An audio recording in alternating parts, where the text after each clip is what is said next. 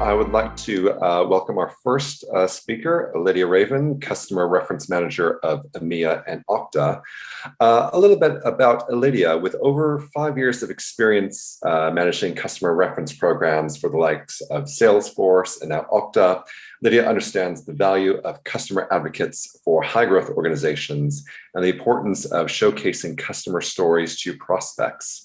Lydia has a strong focus on highlighting customer advocacy, transformation, leadership, and innovation through case studies, films, and events. She is currently the Customer Reference Manager for EMEA at Okta, in which she has launched and implemented the Customer Reference Program. Now, 2 years on, and the Customer Reference Program is thriving more than ever and has delivered over 100 pieces of customer content with organizations such as Pret, WPP, Siemens, and ITV. So now I will hand it over to Steve and Lydia. Good morning, Lydia. Thanks so much for joining us. 100 pieces of customer content in 2 years. You've been on quite the journey. You've been busy. Do you want to take one step back and talk a little bit about your journey coming from Salesforce and moving into a lesser well-known organization? Is that a good starting point? Yeah, no, thank you so much for having me. As Steve mentioned, my name's Lydia and I've worked at Okta now for 2 years, but prior to that, I was working at Salesforce, helping to manage the UK Customer Reference Programme. And it was really from there that my interest in customer references specifically started. I had a fantastic manager, Kosa Khan, who has really mentored me in the importance and understanding and highlighting customers in everything that we do throughout our marketing efforts. So my career started there back in 2015, and it was a fantastic organisation to be at Salesforce. 30,000 plus employees, access to lots and lots of resources. And then an opportunity came about to move to Okta and stretch myself a little and set up a brand new reference program there for EMEA. So the program was currently existing in the global HQ offices, and my role really was to set up a localized customer reference program in EMEA to create increased numbers of localized content. So the biggest shift for me was definitely moving from a huge, large enterprise, 30,000 plus employee organization, to a much smaller organization, which is Okta, which is about just over 2,000 employees now, with not so much access to resources as well. So it was a real shift in culture for me, a brand new challenge. But I love a new challenge, and that's really where I've started working with Distillery when I started working at Okta, really. Yeah, amazing. And that shift from going from such a behemoth, like Salesforce to a leaner organization like Okta, you've talked about sort of scaling up the program, but can you talk about some of the challenges that you've faced over the past few years? Sure, yeah.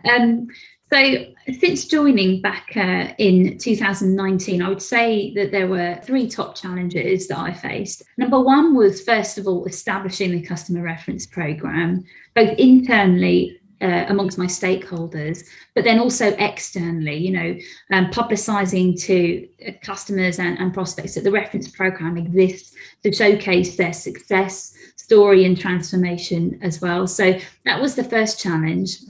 The second challenge was resources. So starting from scratch as a one-man band is a whole new challenge in itself. And really for me, the first thing I wanted to do is find the right vendor to help me scale the program amongst my one-man band, really, so that I could meet the demands of the growing business and start creating a lot of content.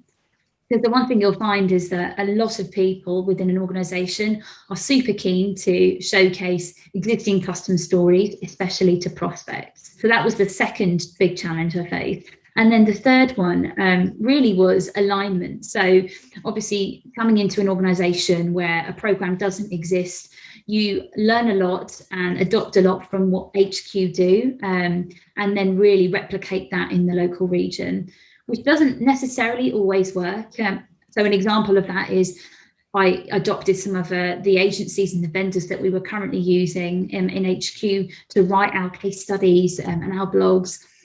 But it just wasn't resonating. It was a little too technical, the content. And what we were finding here in EMEA is actually content which is a lot more problem focused. Really talking about the why is the type of content that we need to produce.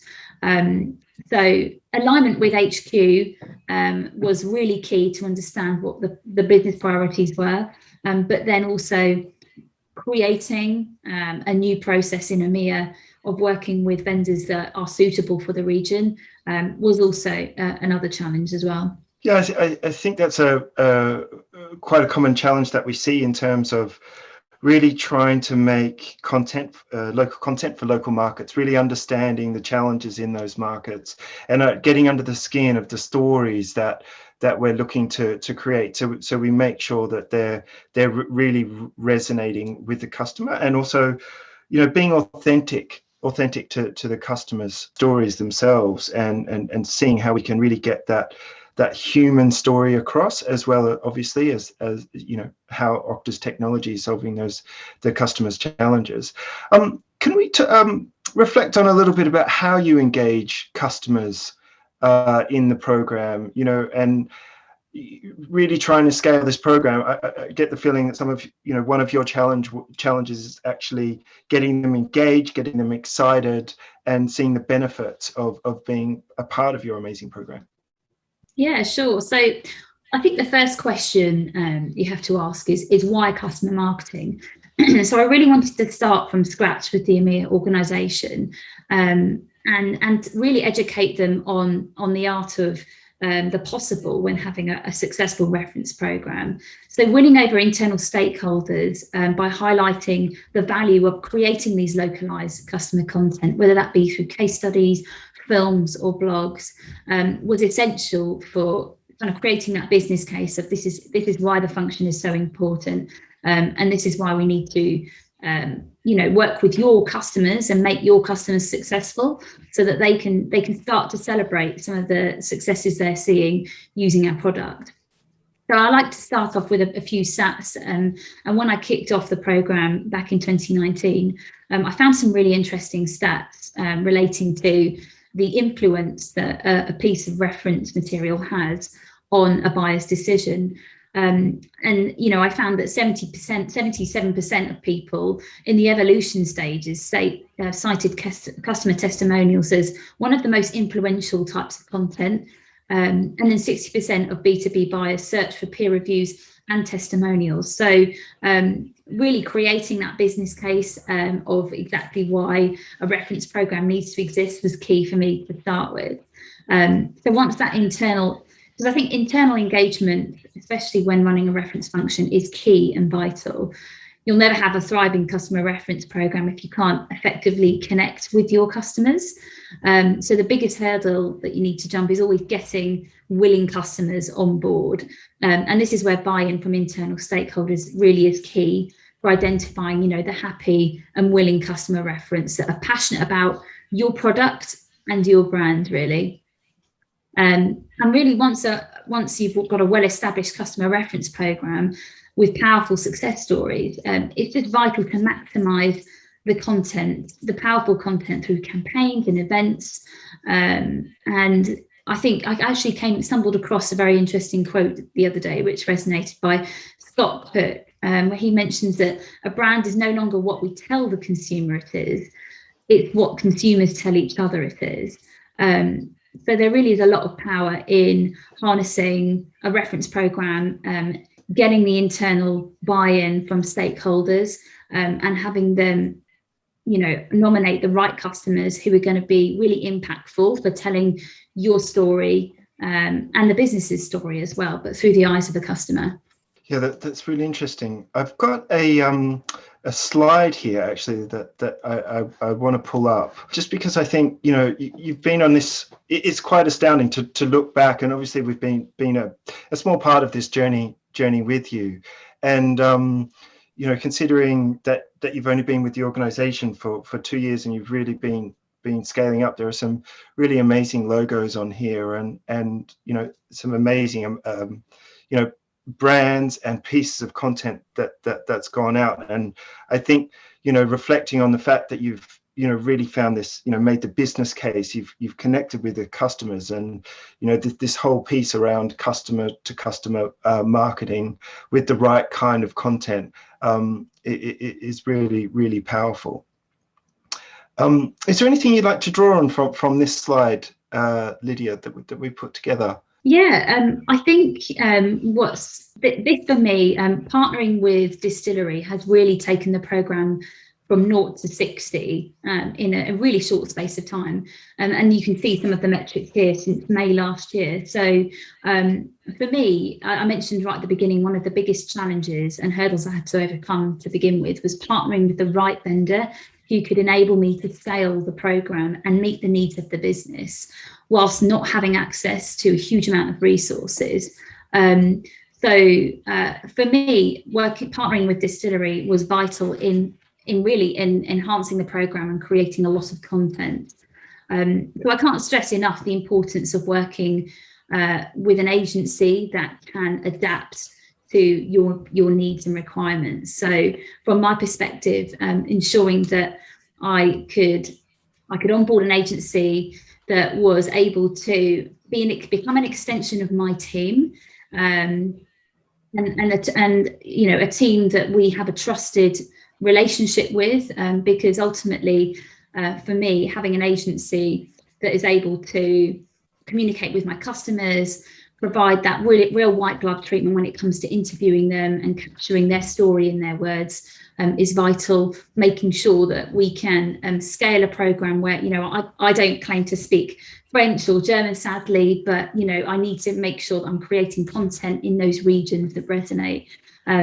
So really partnering with the right vendor is just so vital in making sure that you're meeting the needs of different demands in the businesses when it comes to interviewing customers in different languages as well. And I think, that slide just demonstrates beautifully how Distillery have been able to harness and balance lots of different customer nominations and convert customers into compelling content that we can use throughout campaigns and through events as well.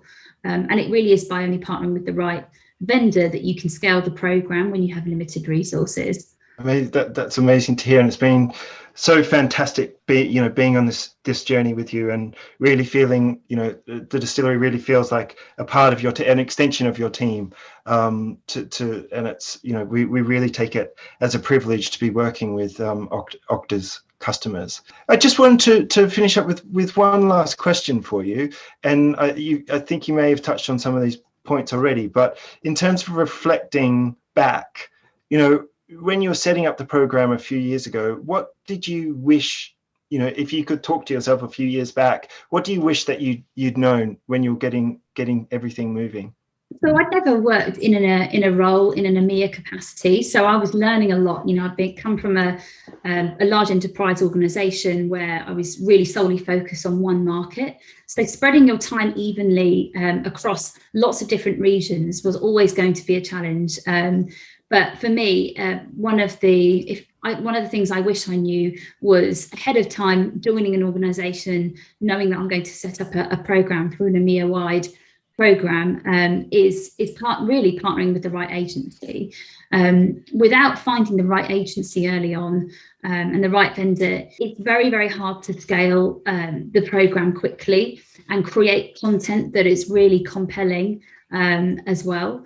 And then the second thing is I would just understand the difference in managing an EMEA-wide reference programme. There are different barriers versus different regions. So when I'm engaging typically with customers in France, to ensure that we have interviews conducted in language is just so vital culturally, but also can pull out better stories when you're speaking to the customer in their native language. So I've learned a lot. I've still got a lot to learn, but those would really be my top two pieces of advice of what I wish I knew before I joined. Amazing. The benefit of hindsight, hey? Wonderful. Listen, thank you so much, Lydia. That was really insightful, and I promise that we didn't pay Lydia to say those nice words about Distillery.